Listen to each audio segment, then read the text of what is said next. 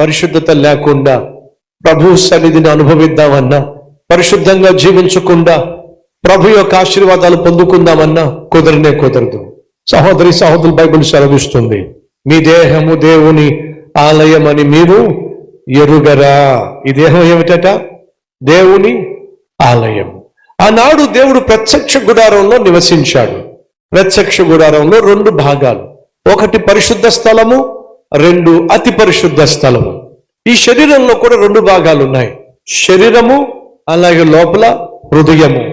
వినండి, శరీరము దేవుడు నివసించేటటువంటి ఆలయము అయినట్లయితే హృదయము దేవుడు నివసించేటటువంటి గృహము, అతి పరిశుద్ధ స్థలము.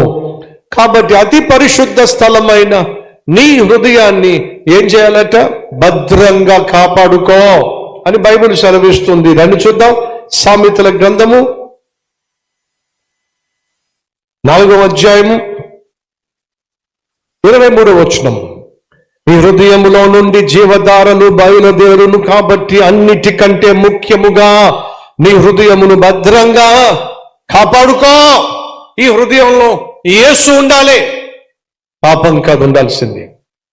ఈ హృదయంలో యేసు ప్రేమ ఉండాలి, సంతోషం ఉండాలి, సమాధానం ఉండాలి, సంతృప్తి ఉండాలి,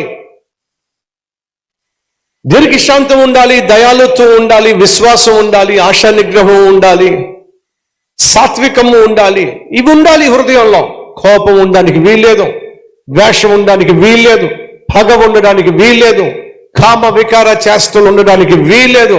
ఈ హృదయము దేవుని చేత నింపబడాలి. అడుగుతున్న సహోదరి సహోదరులు, ఒకవేళ నీ హృదయాన్ని తెరిస్తే ఎవరుంటారో చెప్పండి. ఒక రోజు